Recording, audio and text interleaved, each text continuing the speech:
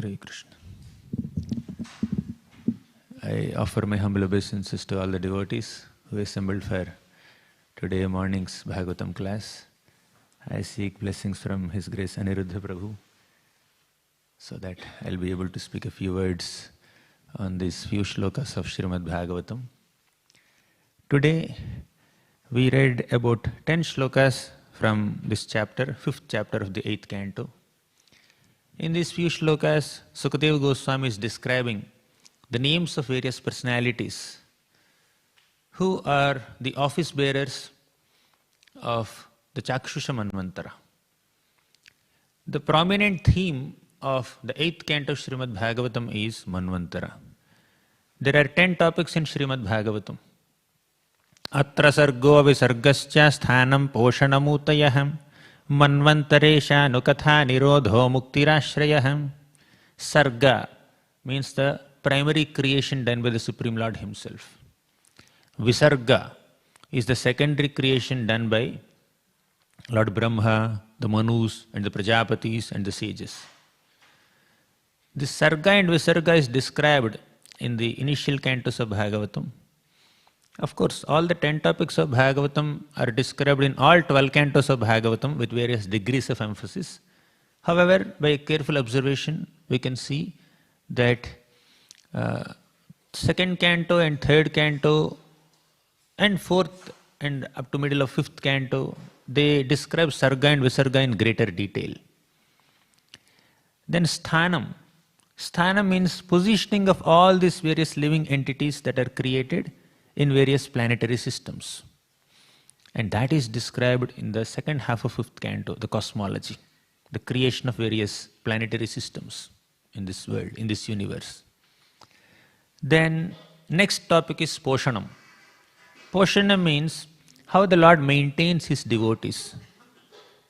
Even if sometimes the devotees may transgress some principles or do some mistakes, still the Lord rectifies their mentality and brings them back to right consciousness and maintains them.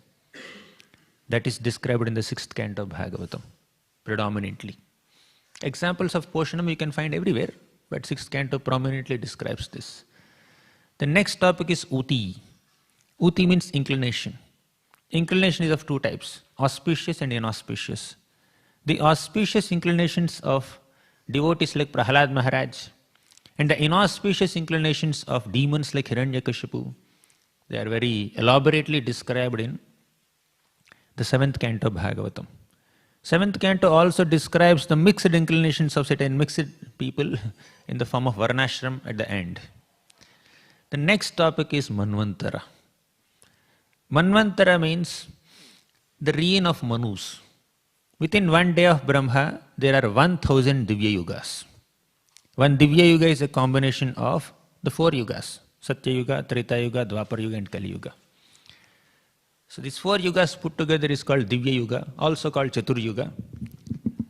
In one day of Brahma, there are 100 Chatur Yugas, 1000 Chatur Yugas. And this period is divided into 14 parts. Just like in our one day, there are 24 hours. Similarly, in one day of Brahma, there are 14 Manvantaras. Each Manvantara is ruled by some office bearers. Who are they? The 12th canto of Bhagavatam says, Manvantaro manurdeva manuputraha sureshwaraha rushayo amshyavatarascha harer shadvidhamuchyate. The 6 categories of expansions of the Lord or representatives of the Lord who carry out various affairs within a Manvantara are Manu himself, Manuputra, the sons of Manu. Then Sureshwaraha, Indra, the king of all the Devatas. Then the Devatas themselves, 4th category. 5th, the Saptarishis. And 6th, a Manvantara avatar. Manvantaro Manur Deva Manuputra Sureshwaraha Rishayo Amshyavatarascha Harer Shadvidhamuchyate.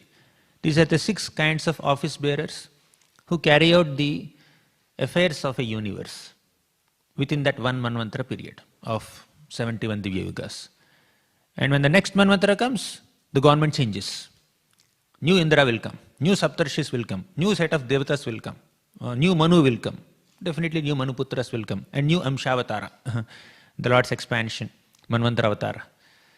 So, the 8th canto of Srimad Bhagavatam describes these 6 kinds of office bearers of the 14 Manvantaras within the current day of Brahma. We are currently in the 7th Manvantara called Vaivasvata Manvantara. Already 6 Manvantaras have passed, and later there are 7 more Manvantaras. Now we are in the 7th Manvantara. From the first chapter of 8th canto till now, till this 5th chapter, Sukadeva Goswami has been describing the 6 personalities who were taking care of the first 4 Manvantaras. He already mentioned the names in the first chapter. Who was the Manu in the first Manvantara? Swayambhu Manu. Who were the Manuputras? Uttanapada and Priyavrat Maharaj. Who was the Amshavatara? Lord Yajna and Kapila. So like that, who were the Devatas? Who were the Saptarshis? So he just described all of them for the first Manvantara. Then he came to second Manvantara. He mentioned the names. Most of the times he only mentions names and moves ahead. But when he was describing the 6 categories of the 4th Manvantara, he mentioned that the Manvantara avatar of the 4th Manvantara was Lord Hari. And the prominent activity done by Lord Hari is to protect an elephant named Gajendra from a crocodile. Then Parikshit became curious. I would like to know that story. Can you please elaborate on that story? You have mentioned the names and the activities of the Manvantara avatars up till now in brief. But 4th Manvantara don't just summarize things. I want to know in detail how did Lord Hari protect Gajendra. Then Sukadeva Goswami elaborated on the story of Gajendra. That's what we discussed till the last chapter. 8th canto, 2nd, 3rd, 4th chapters. 3 chapters are dedicated to Gajendra episode. Now we began the 5th chapter. In the 5th chapter, Sukadeva Goswami is continuing to describe who were the office bearers in the 5th Manvantara, who were the office bearers in the 6th Manvantara. Then he began the description of 6th Manvantara. That's what we are discussing now. Shashtascha chakshushaha putraha chakshusho nama vai manuhu. In the Shashta Manvantara, in the 6th Manvantara, who is the Manu? Chakshusho chakshushaha putraha. Chakshusha. There is a personality named Chakshu. His son is Chakshusha. And he is the Manu of the 6th Manvantara. Shashtascha chakshushaha putraha chakshusho nama vai manuhu. Right? So, Manu of the 6th Manvantara is Chakshusha. And the Manvantara is also named after this Manu, Chakshusha Manvantara. And further he says, Puru Purusha Sudyumna Pramukhas Chakshushatmajaha. So, Puru, Purusha and Pradyumna are the 3 prominent Manuputras, three prominent sons of Manu. And further he described who are the Devatas, who are the others and all. Then he came to the point where he described who is the Manvantara avatar of the Chakshusha Manu, Chakshusha Manvantara. That is Lord Ajita. And what were the pastimes performed by Lord Ajita? Lord Vishnu. Ajita is Lord Vishnu only. So he performed so many pastimes in the Chakshusha Manvantara. One of the prominent ones is Samudra Manthan. He churned the milk ocean. He also expanded himself as Kurmavatar and held that Mandara mountain on his back. And he also became Sahasrabahu and held the Mandara mountain on the top. He engaged the Devatas and the demons to churn the milk ocean. And the Lord wanted to enjoy the pastimes of churning of milk ocean, and that's the prominent activity of the Lord in the Chakshusha Manvantara. As soon as Sukadeva Goswami said this in brief, very small way, then Parikshit Maharaj immediately became alert. Don't summarize. I want to learn more about this Samudra Manthan episode. Therefore, he asked in shloka number 11 and 12, he was asking, Sukadeva Goswami, why did the Lord churn the milk ocean? When did this happen? Where did this happen? For what purpose did this happen? How did the Devatas and demons churn? Apart from nectar, what else came out of the Samudra Manthan? So he asked so many questions. Further in the 13th shloka he said, Sukadeva Goswami, I am not satiated. I have been hearing Srimad Bhagavatam from you, last 7 cantos. We entered 8th canto. Still, I don't say stop the class. I would like to hear more and more and more. There is absolutely no boredom or exhaustion or distraction when someone hears Harikatha with great attention. Sukadeva Goswami has been narrating Krishna's pastimes up to 8th canto, 4th chapter. He just completed Gajendra episode. And Parikshit Maharaj felt so enlivened that he is eager to hear more and more and more pastimes of the Lord. Even in the 10th canto of Bhagavatam also, Parikshit Maharaj says, my dear Sukadeva Goswami, Naishati dussaha kshunmam tyaktodamapi badhate pibantam tvan mukhamboja chutam harikathamritam. Naishati dussaha kshunman. Sukadeva Goswami, don't think that I may be hungry, I may be thirsty, I have not been taking prasad for the last several days. Don't cut down your katha, don't stop the katha, don't give a pause also to the katha.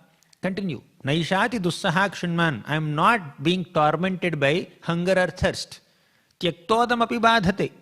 Earlier, Sukadeva Goswami could not tolerate the urge of drinking a cup of water.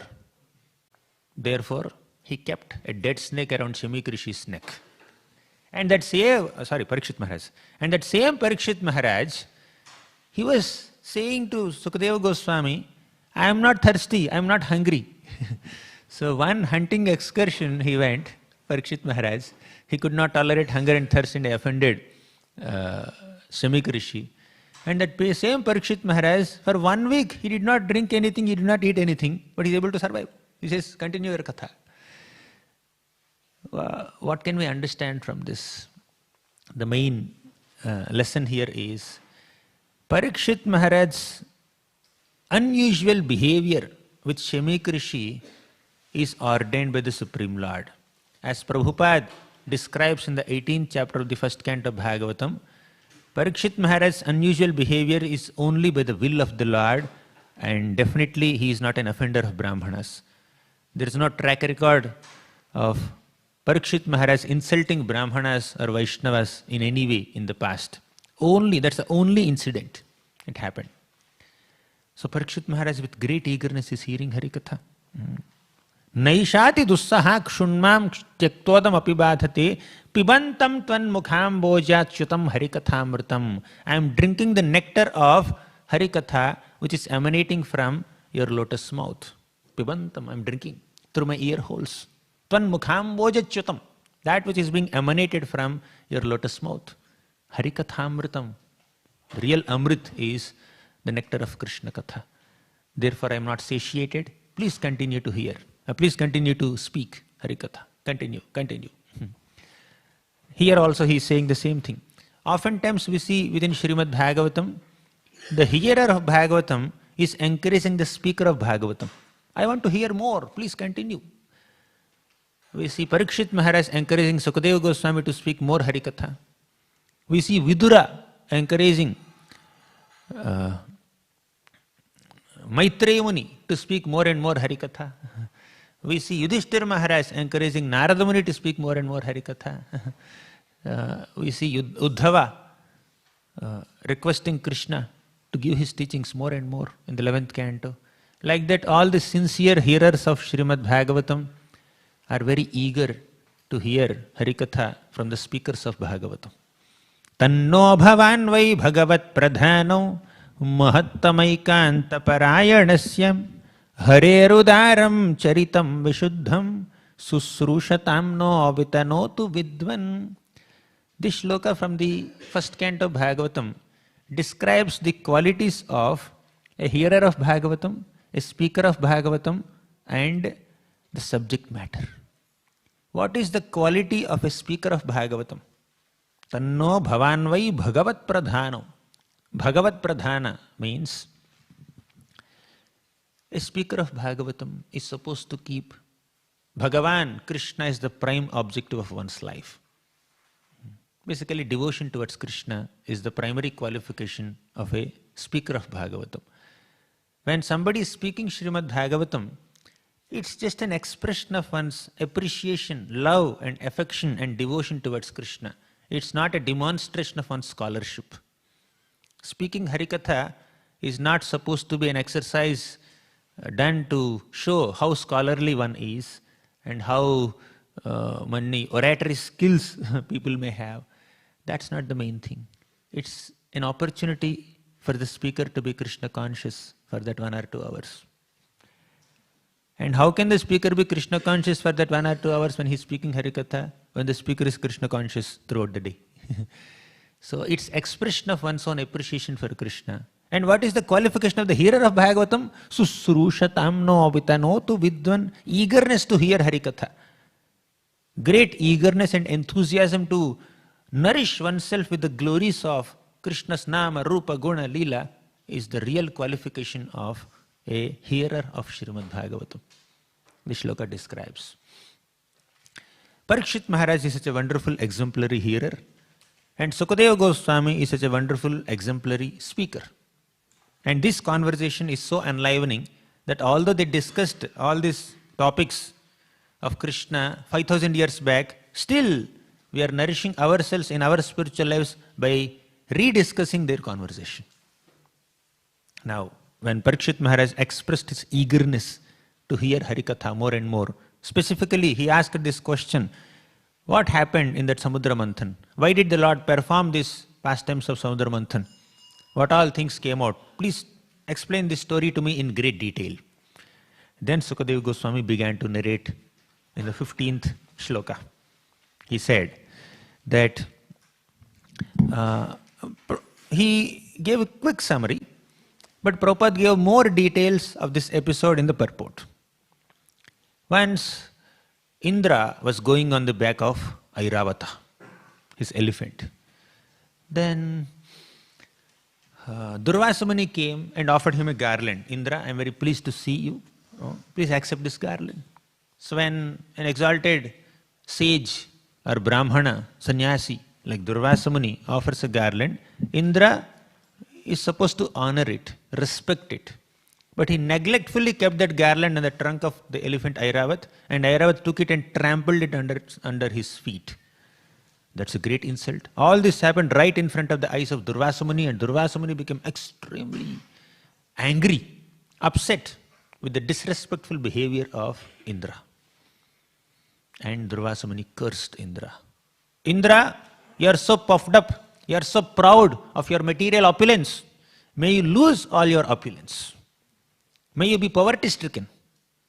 When somebody is proud of one's opulence or material wealth or position, the right way to humble that person is to take away that opulence, to take away that position, to deprive that person of that thing because of which he is proud of. So he is proud of his opulence as the heavenly king. He is proud of his position as the king of all the devatas.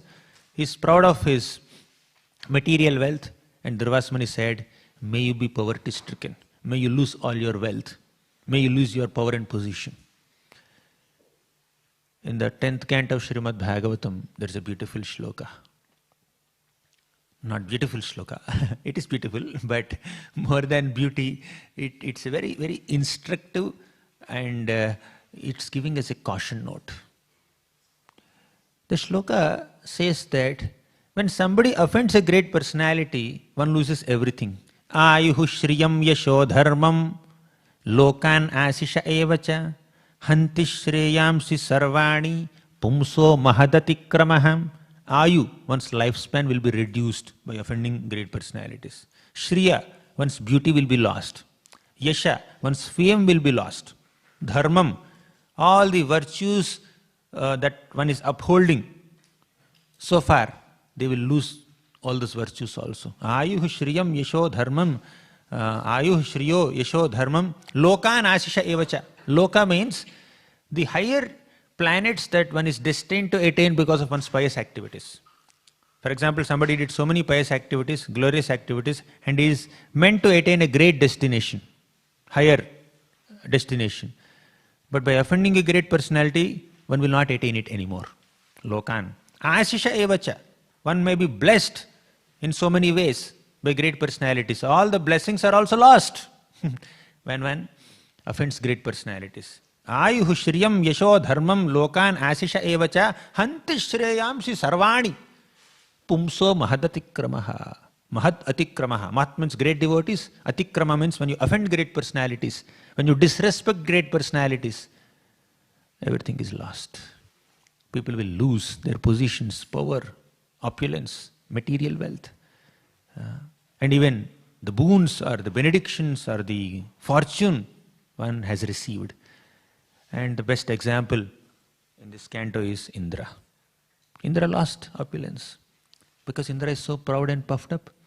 In the 6th canto of Bhagavatam, we have seen Indra was sitting in this royal assembly, heavenly assembly, and he disrespected his own guru. His guru, Brahaspati, came into the heavenly assembly. And when guru comes, and not just guru, when any guest comes, a brahmana comes, you're supposed to get up and receive that brahmana, guest, sage with great respect. And it's not that Indra did not notice Brahaspati. For example, you are busy with something and you did not notice a guest, maybe you may not welcome him. Just like Shimik Rishi was absorbed in his meditation and he did not notice Parikshit Maharaj's arrival. Because he is in trance, he could not even hear his request. So he gave a cold reception, But Shimik Rishi was not at fault because he was absorbed in meditation. It was not a deliberate disrespect. It's not a purposely given cold welcome, cold reception. He was absorbed. But Indra was not like that. Indra was sitting in the heavenly assembly. He noticed the arrival of Brahaspati. Still, he did not welcome him. He took him for granted because of his too much of familiarity. And Brahaspati did not curse Indra. Brahaspati silently left that place. But Durvasa Muni is not like that. He did not silently leave that place. He cursed him and then left that place.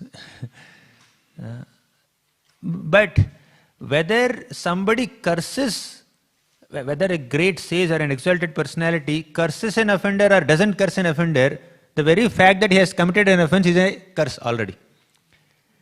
When Indra disrespected Brahaspati, Brahaspati did not curse Indra. He just silently left. But Indra lost his opulence. When Indra disrespected Durvasa Muni, Durvasa Muni cursed Indra and Indra lost his opulence. The result is same. Sometimes saintly people may choose to punish us, choose to teach us good behavior by chastising us, scolding us or cursing us, giving a feedback or suggestion, and sometimes they may not do it also. They may just keep quiet and then go. But the very fact that we have offended a great personality will ruin our own spiritual life, spiritual advancement also. So Indra was cursed by Durvasa Muni, Indra was not cursed by Brahaspati. But because he disrespected both the personalities, he lost his opulence. And when somebody has great qualifications, qualities, whether it is power or position or privileges or beauty or education, scholarship or position, if one becomes proud of all these things, then one will have to lose all the things for which he is proud of. Prabhupada writes in the last paragraph of this purport. Only 2 paragraphs are there. In the 2nd paragraph, Prabhupada writes brilliant points. To be extremely opulent in material advancement is sometimes very risky. It's very risky. That does not mean that one has to be poverty-stricken always, but one has to be very careful. We see in the prayers of Queen Kunti, Janmaishwarya Shrita Shribhir Edha Manamadah Puman Naivarhatya Bhidhatum Vai Tvama Kinchana Gocharam. Janma, high birth. Aishwarya means so much of opulence. Shruta, education, scholarship. Shri means beauty. So these are the 4 great material qualifications. People aspire to get this. I want to be very wealthy, I want to be very educated, I want to be very scholarly, I want to be having some nice beauty, material beauty. So people may have so many desires to acquire these 4 material qualifications. Janmaishwarya Shruta Shribhir. But Edamana Madah Puman. If possessing these four qualities lead to pride, mada, intoxication, one becomes very puffed up or intoxicated by possessing these four qualities, then they will not receive Krishna's grace. Naiva arhati abhidhatum vai tvam akinchana gocharam. Naiva arhati. Arhata means qualification. Such people who are puffed up of their material qualities are not qualified to attain Krishna's grace. And the purpose of life is to attain Krishna's grace, attain Krishna's prema, love of Krishna, love for Krishna and love from Krishna. That's the purpose of our life, to attain Krishna prema. And a proud person will be deprived of Krishna prema. A proud person will not attain grace of great souls and Krishna himself. That's why Kunti Maharani says, Tvam akinchana gocharam. Akinchana gocharam means the Lord is the property of materially impoverished people. Namo akinchana vittaya nivritta gunavrittaye atma ramaya shantaya kaivalyapataye namaha. So akinchana means one who is poverty stricken. That does not mean all poverty stricken and poor people are pure devotees and all wealthy, educated, beautiful, popular people are offenders. That's not like that. Parikshit Maharaj is extremely opulent. He is the emperor of the planet. Yudhishthira Maharaj, emperor of planet. Bharat Maharaj. We have Ambarish Maharaj, such a humble personality. We have Prithu Maharaj, Dhruva Maharaj. So many great Rajarshis. They had Janma, high birth, Aishwarya, so much opulence, Shruta, great education, Shri, lot of beauty. Although they had all these four qualifications, but they were not intoxicated, they were not proud. Having possessions is not wrong. Being possessive about one's possessions, being proud of one's possessions or positions is wrong. Possessions is not wrong. You can have Janma, Aishwarya, Shruta, Shri, but we should not be proud and puffed up of those positions or possessions or privileges. That will make one unqualified or disqualified for Krishna's grace. The Lord is impressed only with bhakti. Prahalad Maharaj says, Manye dhanabhijana rupa tapashrutaujaha tejaha prabhava bala paurusha buddhi yogaha naradhanaya hi bhavanti parasya pumso bhaktya tu tosha bhagavan gajayuthapayam. Manye dhana abhijana, rupa, tapa, shruta, oja, teja, prabhava, bala, paurusha, buddhi, yoga. 1,000 qualifications on a material plane. Qualifications like mystic powers, beauty, opulence, fame, prestige, position, physical strength, mental strength, intellectual strength. All these are not qualifications to please the Lord. Are they disqualifications? They are not disqualifications also. All these great material qualities are neither qualifications nor disqualifications for us to do bhakti. When somebody is very wealthy, he is not disqualified from bhakti. When somebody is poverty-stricken, he is also not disqualified in bhakti. Okay, poverty is a qualification? No. Poverty is a disqualification? No. Wealth is a qualification? No. Wealth is a disqualification? No. Bhakti is qualification. Bhaktya tutosha bhagavan gajayuthapayam. Even if somebody is poverty-stricken, one may take little pride in one's poverty also. One may be too attached to one's detachment. One example is Sudama. Sudama is definitely a wonderful devotee. But he took little pride. Some little pride is there in him. What is that pride? He was thinking that I am very detached. I don't need anything. I can maintain myself without begging. Although it is bona fide for a Brahmana to beg to earn one's livelihood and to maintain oneself, he is not even begging. He is taking slight pride in his poverty. Krishna purified him of all that pride by giving him opulence. Right? When somebody is proud of one's poverty, Krishna will make him wealthy. When somebody is proud of wealth, Krishna will make him opulent, poverty-stricken. Avanti Brahman, he was so distracted in bhakti. He was very wealthy, but what did Krishna do? Krishna took away all the wealth of Avanti Brahman. Then he took shelter of Krishna. Etam sa asthaya paratmanishtha adhyasitam purvatamair maharshibhir aham tarishyami durantaparam tamo mukundang grinisheva yaiva. So when somebody is proud of either one's poverty or one's wealth, the Lord will take away that pride. The Lord is not impressed with people who are very proud in whatever they have or whatever they don't have. Somebody may be proud of one's renunciation. Somebody may be proud of one's position. Somebody may be proud of one's scholarship. You know, this Digvijay Pandit, he was so proud of his scholarship. Then our little Nimai, 11-year-old Nimai, he said, "Oh, you are such a great scholar. Can you compose some poetry on Ganga Devi?" Then like a wind, Keshav Kashmiri, this Digvijay Pandit, he has composed 100 shlokas just on the spot. He did not take so much of time. He did not go back and edit, rearranging syllables and then should I put Laghu here or Guru here, what should be the Vyakaran. He just spontaneously composed 100 shlokas.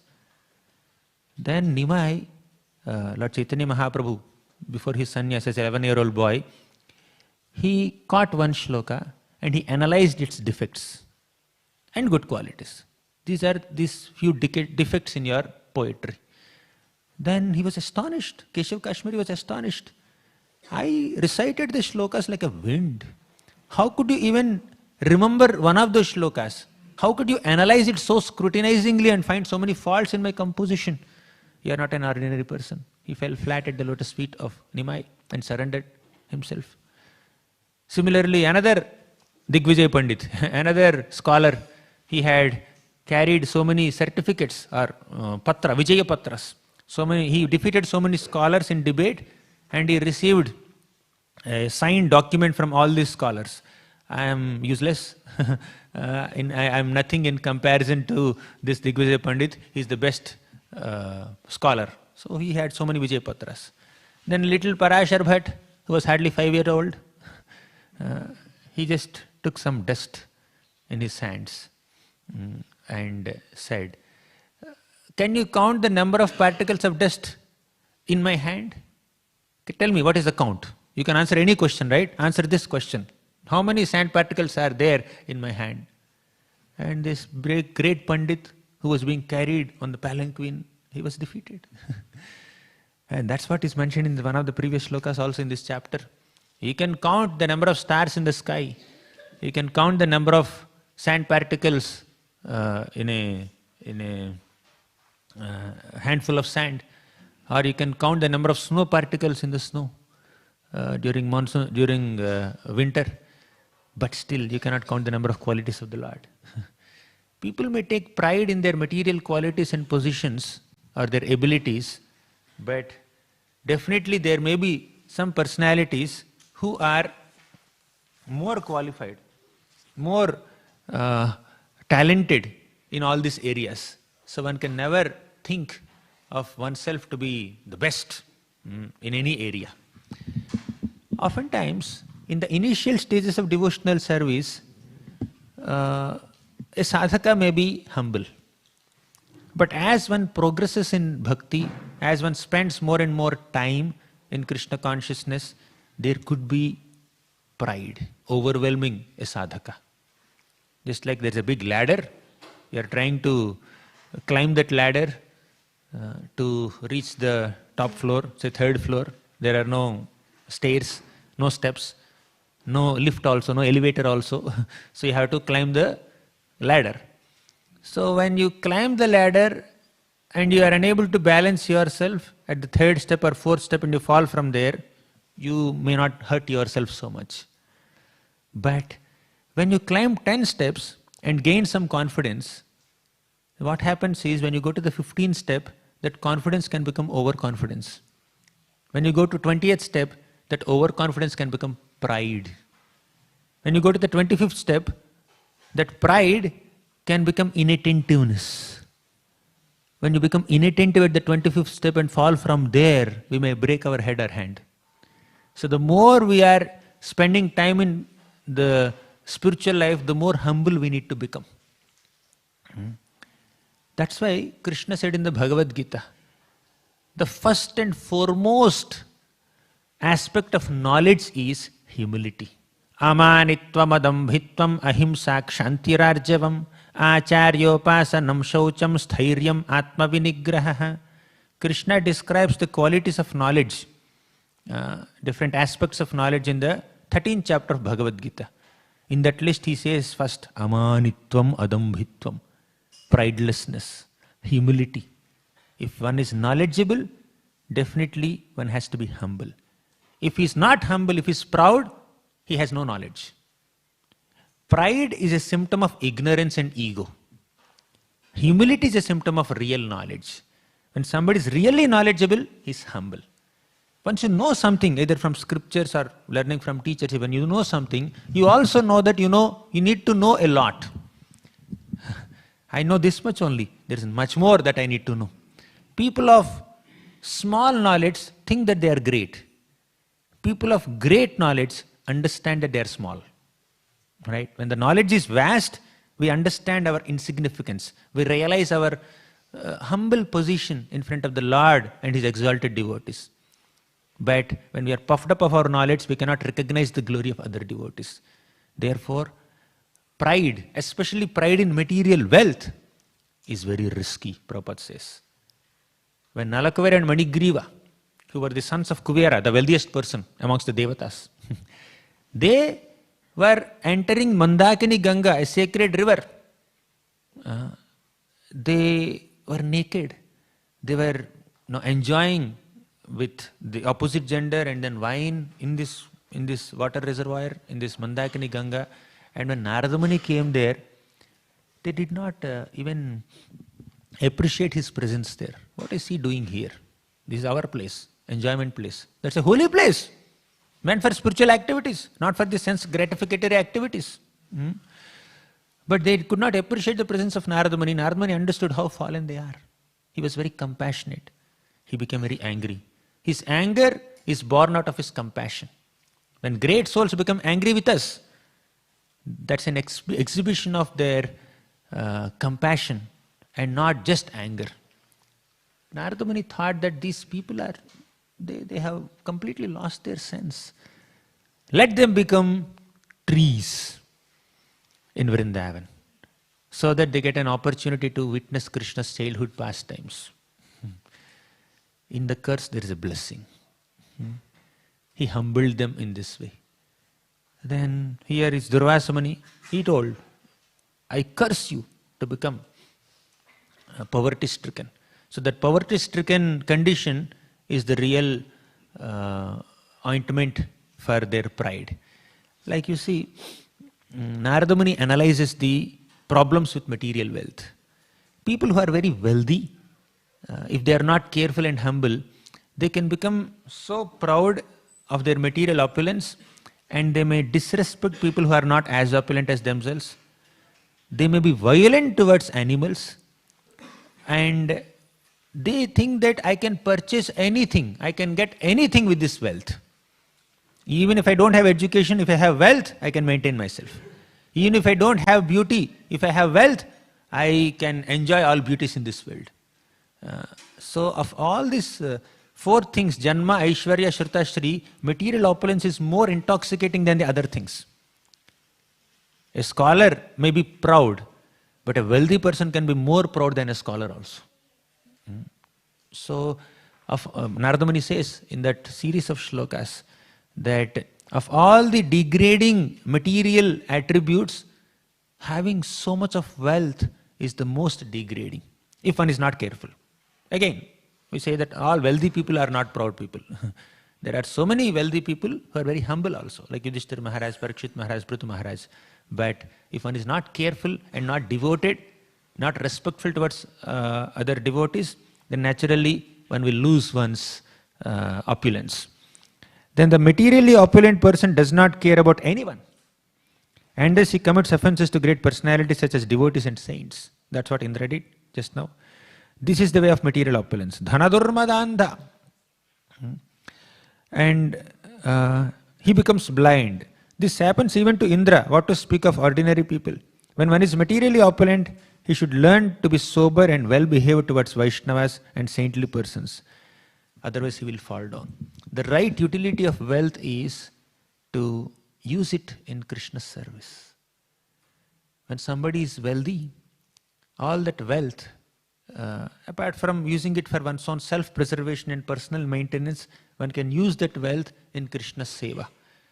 We have examples of so many great personalities who are very wealthy, who contributed for the worship of the Supreme Lord and the maintenance of saintly people and perfected their opulences. When somebody wants only Lakshmi, wealth, but doesn't have the mentality or inclination to engage that Lakshmi wealth in Narayana's worship, Lakshmi doesn't bless that person. Lakshmi herself says, Lakshmi Devi in the 5th canto of Bhagavatam, she says that many people want me, they're running behind me for my wealth, for my blessings, but I will not bless them if they are averse to a sense of subordination to the Supreme Lord Krishna. Right? If someone wants only Lakshmi without Narayana, only Sita without Ram, only Rukmini without Krishna, the Lord, Lakshmi Devi is not pleased. The goddess of fortune is not pleased with them. Ravana wanted Sita, not Ram. Shishupal wanted Rukmini, not Krishna. So Lakshmi is not pleased with them. And in fact, the so-called material wealth that these wealthy people have, if they are not devotees, is not necessarily the blessing of Lakshmi. It's the blessing of Maya. And that pride which is born out of their wealthy condition is also Maya. Wealth is Maya, and the pride born out of wealth is also Maya. Everything is Maya for somebody who is not a devotee of the Supreme Lord Krishna. So pride is not at all pleasing to the Lord. Whether we are proud of our wealth, our education, our beauty, our popularity, whatever it is. Na dhanam, na janam, na sundarim, kavitam va jagadisha kamaye. Whether it is dhanam or janam or sundarim or kavita, whatever it is, if there is pride, we cannot humbly take shelter of the Supreme Lord Krishna. And just to give an example, in the 10th canto of Srimad Bhagavatam, the most exalted devotees of Krishna, the gopis of Vrindavan, they became slightly, transcendentally proud in the Rasa Leela. Of course, this pride cannot be compared to the pride of Kamsa or Duryodhan or any other proud person. But all these gopis of Vrindavan, when Krishna started dancing with them, they felt that I am the most fortunate woman on the entire planet because I got the intimate association of the Supreme Lord Krishna. Even in that, taking pride in that privilege also, they are only acknowledging the glory of Krishna. Not that they are actually proud. But still, to teach a lesson to all of us, Krishna disappeared from Rasa Leela. And the gopis of Vrindavan were crying for Krishna, searching for Krishna in separation from Krishna. They are asking all the creepers and the plants and the forest animals, where is Krishna, where is Krishna, where is Krishna? They could not find Krishna anywhere. Then all the gopis of Vrindavan came on the bank of Yamuna and started singing their song of separation called Gopi Gita. You know what they said? Nija janasmaya dhvamsanasmita bhaja sakhe bhavat kinkarismano jalaruhananam charudarshaya. Nija janasmaya dhvamsanasmita. Smaya means pride, smita means smile. Oh Krishna, nija janasmaya dhvamsanasmita. Just by your mere smile you can destroy the pride of your devotee. You don't have to disappear. They acknowledge that we are proud. We have become little proud, transcendently proud because of getting such intimate association of your Lordship. But oh Lord, if you think we are proud, just smile at us. Your smile will vanquish our pride. When a disciple becomes proud of one's services, spiritual master will look at the disciple and smile. You are proud? Then all the pride is crushed. The Lord is looking at the devotee. Are you proud? Then all the pride is destroyed. Basically, humility attracts the grace of great souls and completely inspires and smoothens the heart of the Lord. But pride and arrogance and false ego will only invoke a disgust in the hearts of great souls. So let us try to invoke pleasure in their hearts by being humble rather than disgust in their hearts by being arrogant and proud. So we need blessings of great souls. We should think, act, and function in such a way that we attract the blessings of great souls with our humble demeanor and not attract their curses and anger with our arrogant and proud demeanor. So with these words, we'll conclude. It's 8:35, 8:40 almost. These are a few thoughts based on this purport and this series of shlokas that we read today. Thank you very much. Granthara Srimad Bhagavatam ki jai, Srila Prabhupada ki jai. Prabhu, any comments or you want to add anything, any corrections? You can give mic.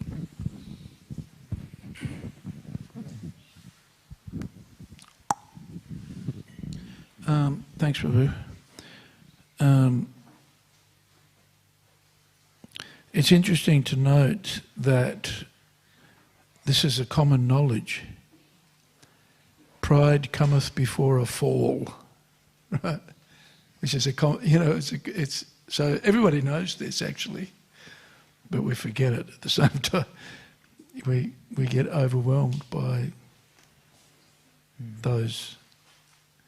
And even Vishwanath Chakravarti Thakur warns the devotees in the Madhurya Kadambini. He says that these anarthas will arise even by the practice of bhakti. Because, you're a devotee, people will give you praise, they'll give you money, they'll come and ask you for blessings. So, in one sense, the process of bhakti we have to be very careful with it, because as we move forward, put it that way, we may have these challenges. Not may, we will definitely have the challenges. So, what's the key for success we'll get these material benedictions, or not material, it's actually spiritual endowment. How do we avoid being proud? Harekrishna. You're asking, Guru. I'll try to say a few words as far as my knowledge goes. Lord Chaitanya Mahaprabhu embraced Vasudeva, leper, and cured him of his leprosy and gave him a very handsome, beautiful, strong, young body. Immediately, Vasudeva leper said, he is no more a leper now. Vasudeva, devotee, said that, "O Lord, I received this special blessing from you. I may become proud. How can I not become proud? How can I remain humble?" Lord Chaitanya Mahaprabhu said, "Chant the holy names of Krishna. You will never become proud." Sincere chanting of the holy names of the Lord in a prayerful attitude, in a mode of dependence, will help us realize our own insignificance in comparison to the Lord and become more and more humble. That's one point, chanting. Secondly, when we read and hear the stories of so many great personalities, great devotees, their humility will induce humble feelings in us. For example, Srila Prabhupada, after commenting on Chaitanya Charitamrita, he said, if there is any credit for my translation activities, all that credit should go to my Guru Bhakti Siddhanta Saraswati Thakur. And if there is any credit for these books that I have done, all that credit should go to my disciples who helped me in printing and publishing these books. I have no devotion, I have no scholarship. Bhakti Vedanta Swami Prabhupada is saying that I have no bhakti, I don't know Vedanta. And all whatever credit is there for my activities, all that should go to my Guru and my disciples. He humbly transmits all the credits to other devotees his superiors and his juniors, and he doesn't take anything for himself. Similarly, we see how humble our Prahalad Maharaj is. So many devatas, yakshas, kinnaras, gandharvas, charanas, Brahma, Shiva, Vishnu Parshadas, so many exalted personalities, they offered prayers to Lord Narasimhadev to pacify him. Because Narasimhadev is continuously maintaining his mood of anger even after killing Hiranyakashipu. Then Brahma came to Prahalad. Only you can appease the Lord. Please go and offer your prayers. What did Prahalad Maharaj say? All these people failed to appease you. And they are asking me to appease you. So the very fact that we are approached for a service which hundreds of stalwart people failed to do can make us proud. But Prahalad, immediately, as soon as he went in front of Narasimhadev, he said, Brahma dayaswara gana munayotha siddha sattvaikata nagatayo vachasam pravahaihi. He said, they could not praise you. They are exalted devotees, they are in mode of goodness. How can I praise you? How can I appease you? I am coming from Ugra Jati. They are in Sattva Guna, we are in Rajoguna and Tamogun. How can I praise you? So he understood his position in comparison to their position. Just because I am asked to do this service, that does not mean I am better than these people. Sukadeva Goswami was asked to speak Srimad Bhagavatam in front of his Guru, Vyasadeva, and Paramaguru, Narada Muni. But he was not at all proud. Right? Narada Muni can give Bhagavatam class. Vyasadeva can give Bhagavatam class to Parikshit Maharaj, but Sukadeva Goswami is chosen, but he was not at all proud. He was very humble. So when we read through all the wonderful qualities of these great devotees, how despite being so accomplished and so great, so exalted, still they are so humble, down to earth. We can also be inspired to imbibe humility. Then one last point I would like to share, which I have learned from His Holiness Sachinandana Swami Maharaj. He said, we can give up pride and be humble in multiple levels. Physically, when we offer obeisances to the Lord, and when we do some menial services, we can become physically humble. Verbally, if we don't brag so much about our own glories or don't boast about our accomplishments, but speak more about our shortcomings and defects and faults, that can make us verbally humble. But this verbal expression of humility is valid only when there is internal humility. Internally we can be humble in two ways. By repenting for all the mistakes and offenses we have committed, and also by repenting for lack of taste in bhakti. Durdaiva midrishamiha jani na anuragaha. Oh Lord, you have invested so much of your power in all the holy names, but my durdaiva, my misfortune is I am unable to take shelter of these holy names. So that inability to follow the principles of bhakti, despite being given access to the principles of bhakti, should make us humble. And the more we read Shastra, the more we understand how fallen we are compared to where we are supposed to be serving as servants of Krishna, that knowledge will make us humble. So by hearing about great souls, hearing from great souls, by doing menial services, by offering obeisances, by chanting the holy names of Krishna, we can avoid pride, we can become humble. These are a few thoughts, Prabhu. Maybe you can correct, you can add more things. Sometimes we can be denigrating ourselves, but actually, self-absorbed. So, not too much humility. But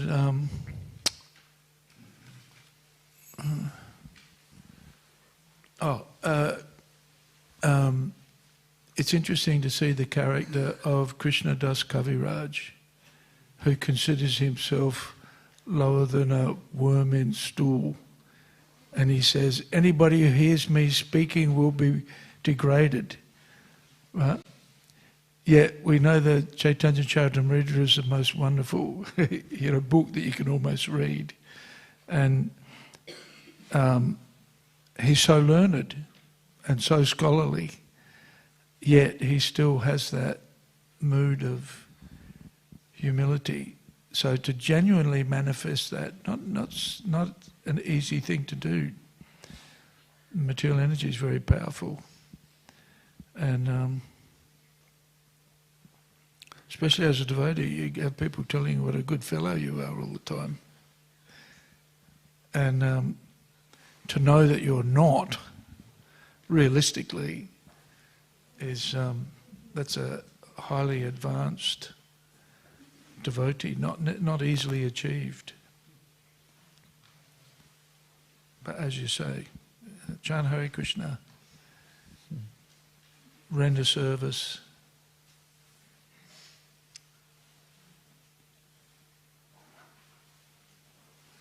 give 50% of your income to Krishna. That'll guarantee to make you very humble. There's, for householders anyway. Yeah. And it's interesting that Prabhupada was told about the Mayavadi who rejected money. And Prabhupada said, you can take a picture of me, give me all the money. So Prabhupada didn't think of it as his own, he used it in Krishna's service. So, and I heard something really I read something interesting yesterday.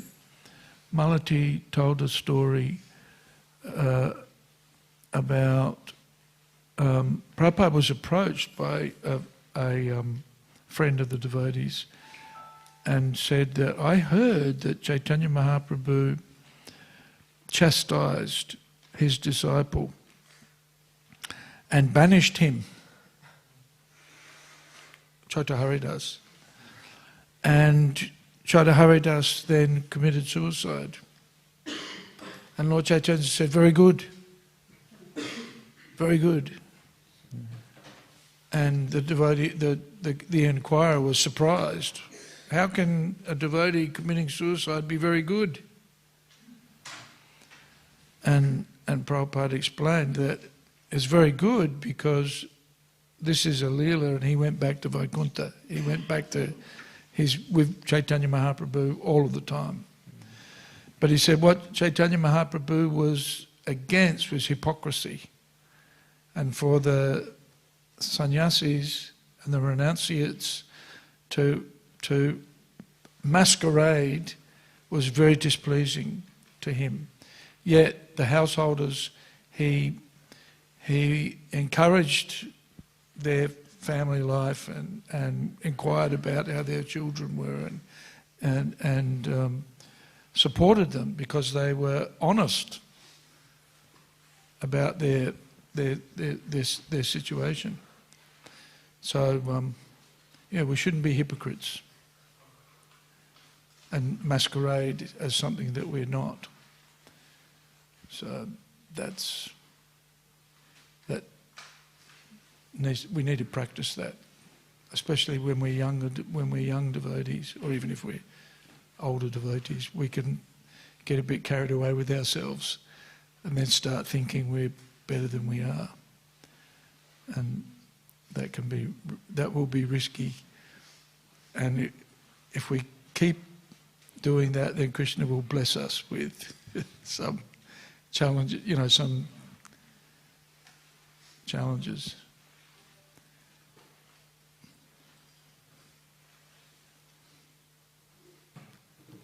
We may lose our money. So instead of having your money taken away, give it to Krishna.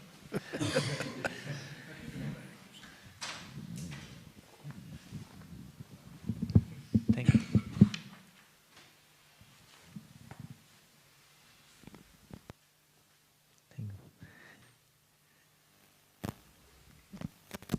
But it's interesting, even amongst the householders, there's occasionally competition to see who's got the most investment properties.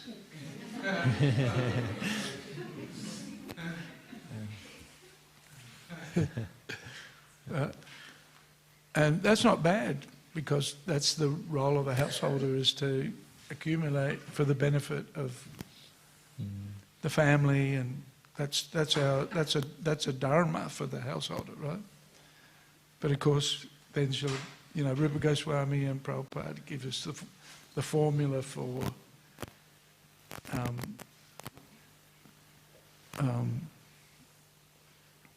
avoiding the pitfalls that come from being financially or materially successful. And for preaching, we support the preaching.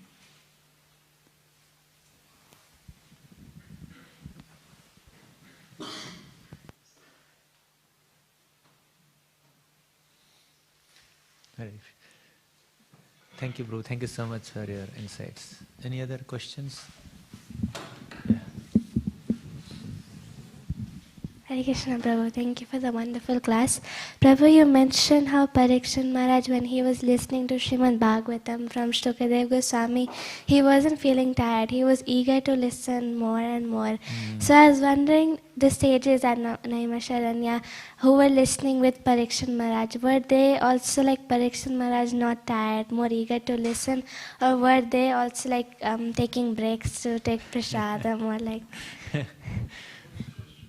Question is, the sages of Naimisharanya, they were hearing Bhagavatam from Sutta Goswami.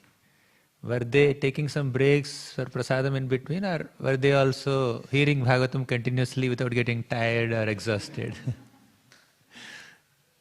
I never read that they were taking breaks in between. They also said, Swadu Swadu Pade Pade. They were also encouraging Sutta Goswami. We are not exhausted, we are not bored, please continue speaking Harikatha. They are also equally enthusiastic. Hari Hari. Any other question? Yes, Prabhu.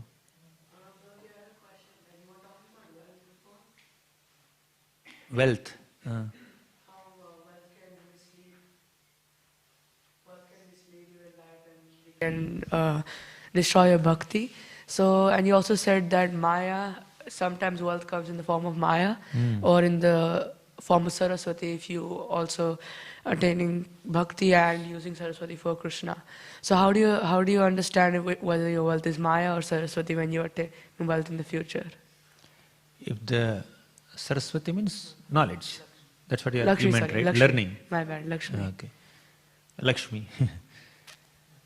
If our wealth, richness is inducing pride in us, and if our knowledge, learning is inducing pride in us, then we are under the influence of Maya. If our wealth is making us feel that, oh, now I have an opportunity to offer this service to Krishna, that service to Krishna. I am not constrained financially, but I have this wealth, I can happily offer things to Krishna and serve Krishna's devotees, then that is not Maya. That is Daivim Prakritim Ashritaha. We are under the shelter of Krishna's divine energy. Similarly, our learning, if our learning or knowledge is inducing humility in us and bringing us closer to Krishna, then that is not Maya. Sometimes even while reading scriptures, even while reading Vaishnava literature, we may become too analytical and we may go away from the essence of bhakti. The essence of all scriptures is Smartavya satatam Vishnu vismartavyo na jatuchit. Always remember Krishna, never forget Krishna. So this is the essence. To love Krishna, samsiddhir haritoshanam, to please Krishna with all our endeavors is the essence of scriptures. But sometimes we analyze scriptures so much, we become overly scholarly and analytical and too much caught up in grammar, etc., that we may get deviated from this essence of bhakti, which is to please devotees and please Krishna. So whatever is taking us away from Krishna is Maya. Whatever is bringing us closer to Krishna is not Maya, it's blessing of Daivi Prakriti. Does it make sense? Yes, I understand. Any one last question?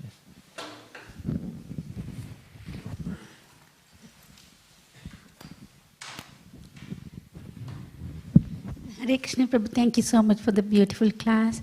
Prabhu, you said that if someone offend great saintly people or sadhus, they will lose everything. So if they realize and if they ask for forgiveness, they can get it back, or? Yeah, it's not about getting it back. Not getting it back, they can get the Krishna consciousness life. Yes, definitely.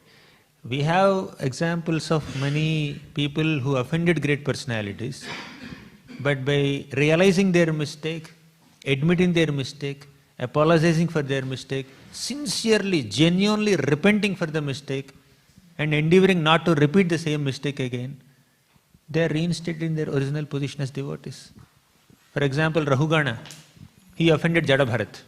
He immediately fell at the lotus feet of Jadabharat and said, "I'm sorry, I didn't realize who you are. Please forgive my arrogant behavior. Please enlighten me. Please teach me." So that offense committed to a Vaishnava is nullified there. Similarly, Durvasa Muni offended Ambarish Maharaj. For 1 year he suffered, he struggled. Even when he went to Vaikuntha, he did not have any peace. The Lord said, "You will be relieved from this offensive attitude, you will be relieved from my Sudarshan Chakra only when you fall at the lotus feet of my devotee. Go and fall at his feet." Then Ambarish Maharaj prayed for Durvasa Muni's deliverance, and Durvasa Muni is relieved from that effect of offense. So when we offend another great devotee, we need to beg forgiveness humbly, keep aside our false ego and preconceived notions and everything else, and humbly beg forgiveness from the devotee. Then only we will be relieved from offense. Even Krishna also would not forgive an offender. Only a devotee towards whom the offense is committed, he can forgive. Gopal Chapal tried to offend Srivas Thakur by defaming him, and he got leprosy.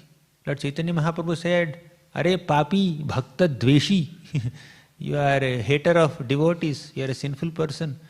I will allow you to suffer in hellish planets for 10 million lifetimes." Then he continued to suffer like that, and again he fell at the lotus feet of Lord Chaitanya. "Don't fall at my feet. Go and fall at the feet of Srivas Thakur." Then Srivas Thakur forgave this Gopal Chapal, and he is relieved from his leprosy. So, and not only offending the great devotees or saintly persons, we shouldn't offend anyone, is it? Because we don't know who they are. Yes, yes. Even if you know who they are, whatever it is, never disrespect anybody. When Suriji offended Dhruva, Dhruva was not yet a pure devotee who had the darshan of the Lord at that time, but her offense affected her in future. So we should not disrespect anybody for that matter. Prabhupada writes in this purport, in the 4th canto of Bhagavatam, there is a beautiful shloka. Ahimsaya paramaham sacharyaya smritya mukunda charitagriya sidhuna yamair akamair niyamayischapya nindaya nirihaya dvandva titikshaya cha. He says anindaya. Don't criticize or demean or belittle the glory of another bona fide Vaishnava Sampradaya. You may take pride in your own bona fide Vaishnava Sampradaya that you follow, but that does not mean we demean another Vaishnava Sampradaya. They are worshipping the Lord according to authorized scriptures in a particular mood, so we need not unnecessarily show our own superiority over what they are doing. So that kind of demeaning another Vaishnava is not proper. Where is it mentioned that someone who is in Madhurya Rasa was disrespecting someone who is in Vatsalya Rasa? Although Madhurya Rasa is higher than Vatsalya. Where is it mentioned that someone who is in Vatsalya Rasa is disrespecting someone who is in Dasya Rasa? So everybody has their own rasa. Vaikuntha Rasa is there, Golaka Rasa is there. So we must stick to one bona fide Vaishnava Sampradaya, but we should not disrespect other Vaishnava Sampradayas. And any living entity for that matter. Thank you so much. Hare Krishna. Hare Krishna. Granthara Srimad Bhagavatam ki jai, Srila Prabhupada ki jai.